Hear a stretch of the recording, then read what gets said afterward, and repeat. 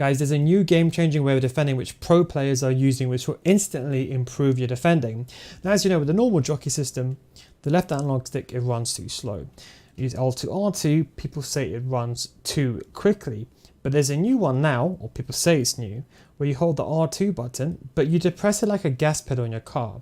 So you touch it just a little bit, as you can see very faintly. You can see Marquinhos moves very, very slow. If I depress it all the way, Marquinhos moves faster. Now, can this change your gameplay? A lot of people are saying it's new. Is it new?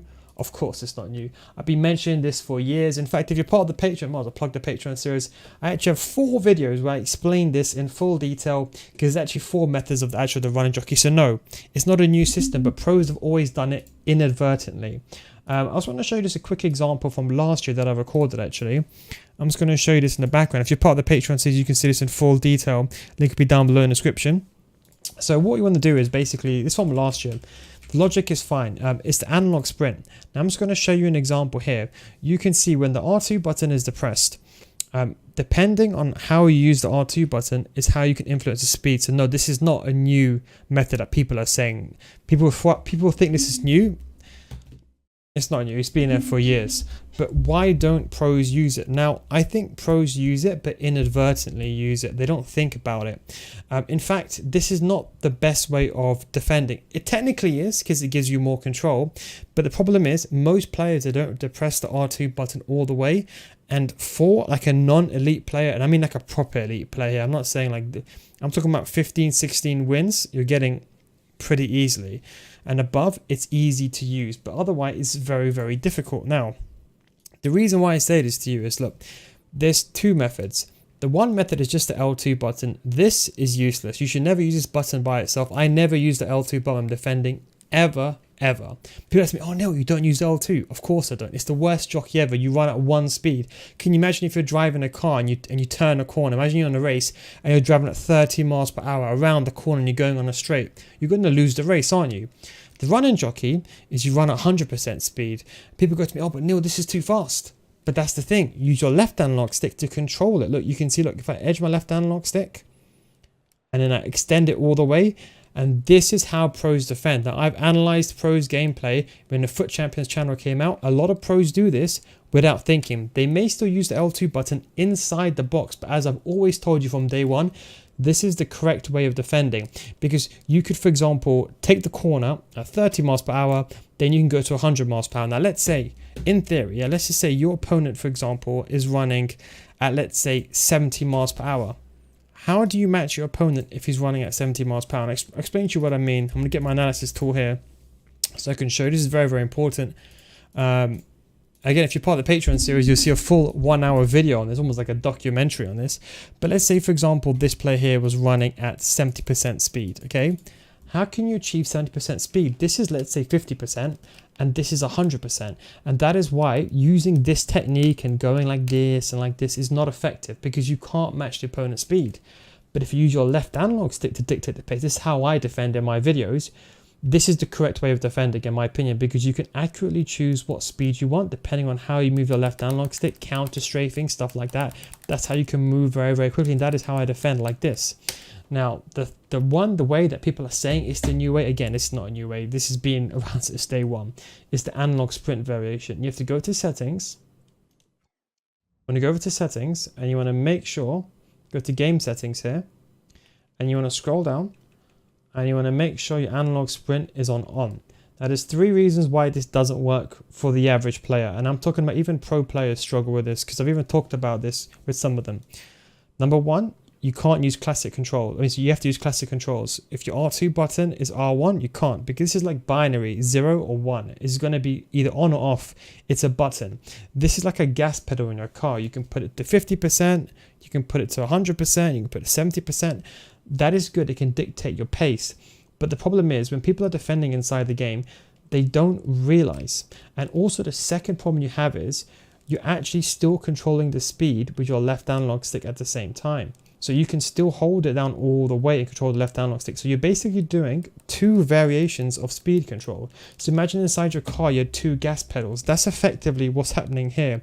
And that's why I think you can only use this method if you're a top tier existing elite defender. It is too difficult for the average player, and this is why my Patreon servers I don't teach this way, because it's not effective and it's too elaborate for a player to use this, and that is why I don't recommend it. Because let's say you're defending and you switch to your centre back.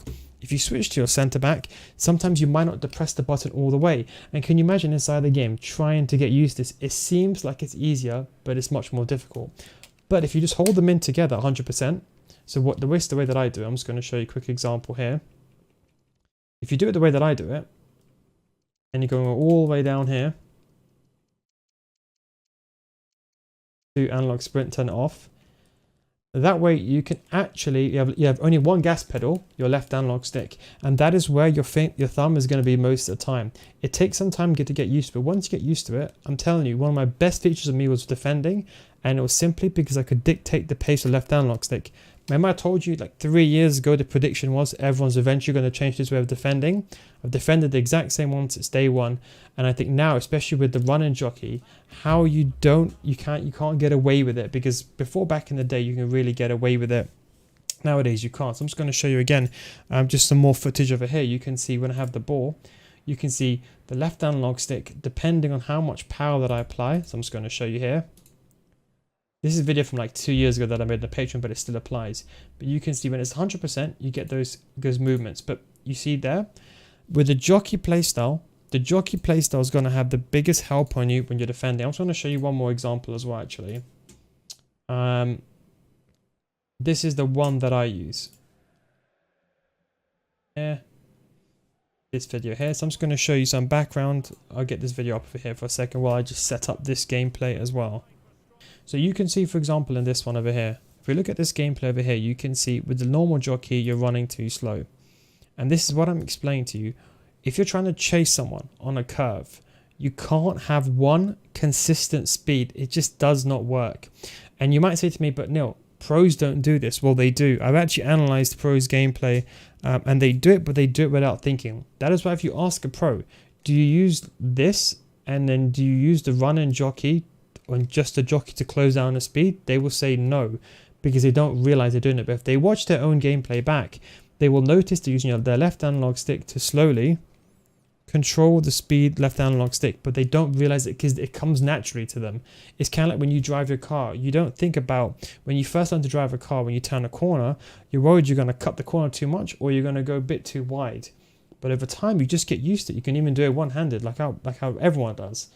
But that's the difference. They don't realize. So although they may use L2 predominantly in the box only, they use this, but they actually use the left analog stick to control the speed.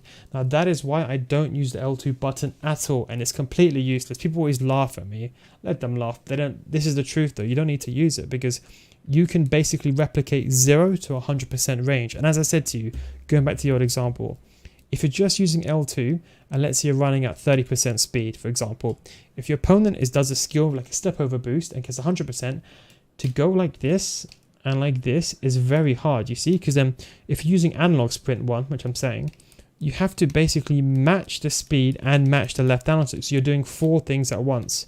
Whereas with this method, the one that I use, you're just controlling the speed with your left analog stick. It takes some time, but that's perfect. As I said to you, imagine you're taking a corner. If you're just using L2, that means you're literally just running at 30% speed. Let's say you're taking a corner and you got it straight. Can you imagine going at the corner at 30% and then only going 70%? So imagine you're going to a corner, you can't slow down because you can only go 30% speed or 70% speed. So technically you have to go from 70 straight to 30, then you got to go back to 70 again. There's no variance in the speed. You can't take the corner at 45, let's say 45 miles per hour. That's what you'd want. So that's the method I'm trying to explain to you, is that you can control the variance. With this, you're fixed at one speed. So that is the new jockey trick, people are saying. I believe Tom Lees was using it, and people have brought this to my attention, but no, it's not new. I've explained this a couple of years ago. In fact, even FIFA 19, I was explaining this. What was it, FIFA 19 or one of those videos? I made one video. You can go check it back on my channel.